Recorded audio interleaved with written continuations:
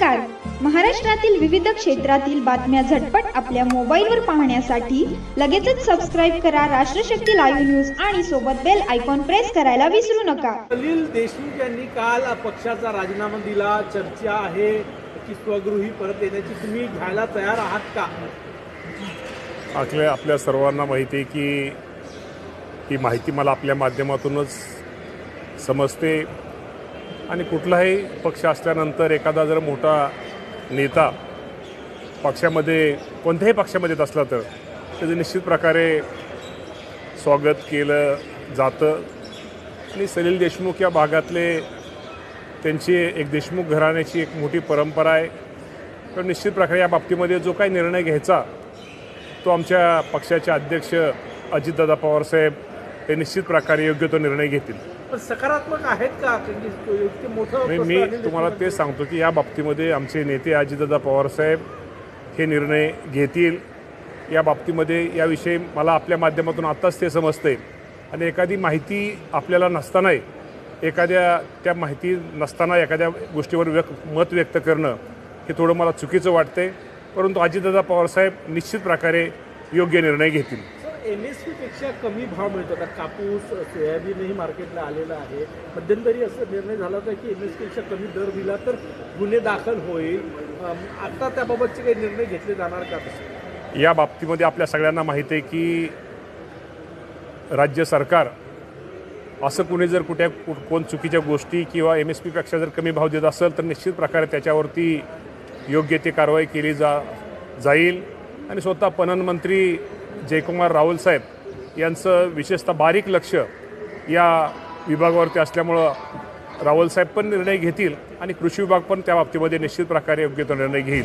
शेवटी शेतकरी आम्हा सर्वांच्या दृष्टिकोनातून महत्त्वाचा आहे आणि आपण सगळ्यांना पाहतो की या राज्यामधला एक तर शेतकरी अडचणीत आलेला आहे. अतिवृष्टी झालेली आहे, कधी दुष्काळ पडतोय, कधी गारपीट होते आणि हवामान बदलामुळं कधी काय निसर्गाचं कधी संकट काय ते सांगता येत नाही. त्यामुळे या निसर्गाच्या असल्या या संकटाच्या काळामध्ये या शेतकऱ्यांच्या पाठीशी ठामपणे उभं राहणं राज्य सरकारचं कर्तव्य आहे.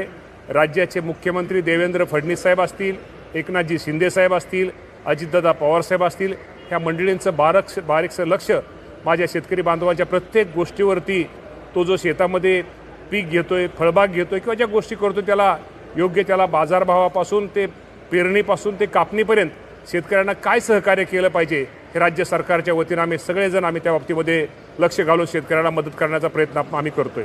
दिवाळीमध्ये मुख्यमंत्री देवेंद्र फडणवीस यांनी शेतकऱ्यांना विनंती केली होती की तुम्ही जे कापूस आहे तो शासकीय खरेदीमध्येच विका, व्यापाऱ्यांना विका नको. तर नाफेडची खरेदी कधी सुरू करण्यात? आपल्याला माहिती आहे की आता त्यांनी त्याचं हे सुरू केलेलं आहे आणि लवकरच त्या बाबतीमध्ये निर्णय झालेला आहे आणि ती खरेदीला सुरुवात होईल. शेतकरी कधीपर्यंत समजायचं? येणाऱ्या लवकरात लवकर. महेंद्र दळवी यांनी सुनील तटकरेंवर टीका केलेली की आता बॅग भरली, प्रवास कमळाच्या दिशेने सुरू झाला. आता महेंद्र दळवी काय म्हणतात किंवा ते काय त्याच्यावरती आपण लक्ष देणं मला वाटत नाही. त्यावर लक्ष देऊ नये. शेवटी तटकरे साहेब हे राज्याचे नेते आहेत. तटकरे साहेब फक्त कोकणातले नेते आहेत, राज्यातले नेते आहेत आणि तटकरे साहेब खूप मोठे नेते असल्यामुळं कोण काय म्हणतं त्याच्यावरती मला वाटतं त्याच्यावरती भाष्य करणं बरोबर नाही. सलील देशमुख यांनी काल जे प्राथमिक सदस्यत्वाचा शरद पवार पक्षाचा राजीनामा दिलेला आहे. एक चर्चा वेगळी येत आहे की अजित पवार पक्षात येणार आहे अशी चर्चा. या बाबतीमध्ये तुमच्या अगोदर प्रश्न मला विचारला गेला होता, त्यामुळे निश्चित प्रकारे या बाबतीमध्ये आमचे नेते अजितदादा पवारसाहेब निर्णय घेतील. विचारला होता परंतु शरद पवार गटाच्या एका नेत्याचा राजीनामा, अजितदादा गट, तुम्ही कसं बघताय याच्याकडे? काय अर्थ काढताय याचा? आता तुम्हाला माहिती आहे की प्रत्येकाला त्यांना राजकारण करताना प्रत्येकाला स्वातंत्र्य असतं. त्यामुळं कदाचित देशमुख साहेबांना काय अडचणी आल्या असतील किंवा त्यांना पुढच्या काही गोष्टी महत्त्वाच्या असतील, त्यामुळं कदाचित काय अडचणी आल्यामुळे त्यांनी तो राजीनामा दिलेला असावा. या बाबतीमध्ये मी आगाशी म्हटल्याप्रमाणे या बाबतीमध्ये अजितदादा पवारसाहेब योग्य तो निर्णय घेतील. गेल्या वेळेस जेव्हा तुम्ही महायुतीसोबत गेले तेव्हा अशी चर्चा होती की अनिल देशमुखही तुमच्यासोबत येणार आहे. काय वाटतं तेव्हाचा जो निर्णय थांबला होता तो आता पुढच्या काळात होईल असं वाटतं की तुमच्यासोबत ती चर्चा झाली होती? म्हणूनच तुम्हाला म्हटलं की या बाबतीमध्ये शेवटी हा निर्णय मला आपल्या माध्यमातून आता समजतोय. अजितदादा पवारसाहेब आमचे नेते, सुनील तटकरे साहेब असतील, प्रफुल्लभाई पटेल साहेब असतील, हे तिघे मिळून योग्य तो निर्णय घेतील. मालेगावमध्ये 3 वर्षीय मुलीवर जो काही अत्याचार झाला त्याचे जे आरोपी आहेत त्यांनी गुन्ह्याची कबूल दिली आहे. त्याच्या काकाने ते मागणी केली की फास्टॅगमध्ये प्रकरण चालवा आणि त्याला फाशी द्या. 100% अशा लोकांना फाशीच दिली पाहिजे. ही घटना अत्यंत दुःखदायी आणि वेदनादायी आहे. शीतल तेजवानीला काल VVIP ट्रीटमेंट आली. काल चौकशीला ती पोहोचली होती. तिथे जी ट्रीटमेंट देण्यात आली संपूर्ण पुणे जमीन घोटाळा प्रकरणातली, तर या बाबतीमध्ये आपल्या सगळ्यांना माहिती आहे की शासनाने राज्याच्या मुख्यमंत्र्यांनी चौकशीचे आदेश दिलेले आहेत आणि योग्य ती चौकशी, आणि आमचे नेते अजितदादा पवारसाहेबांनी सुद्धा सांगितले की चौकशी ही झालीच पाहिजे. त्यामुळे निर्णय झालेला चौकशी अंती जे होईल त्या बाबतीमध्ये निर्णय घेतला जाईल.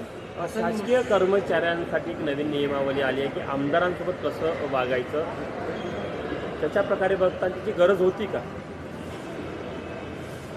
पण गरज म्हणण्यापेक्षा आपल्या सगळ्याला माहिती आहे शेवटी प्रोटोकॉल, शेवटी कुणी असू द्या, कुठलाही लोकप्रतिनिधी, आमदार हा आमदार लोकप्रतिनिधी असतो. त्यामुळे शासकीय प्रोटोकॉलच्या नियमाप्रमाणे ज्या काही गोष्टी त्या बाबतीमध्ये करणं गरजेचं आहे त्या बाबतीत कदाचित ह्या गोष्टी झालेल्या असाव्यात. हसन मुश्रीफ यांच्या संदर्भात ईडीनं कारवाई जी केली होती त्या प्रकरणामध्ये हसन मुश्रीफ यांना क्लीन चिट मिळालेली आहे.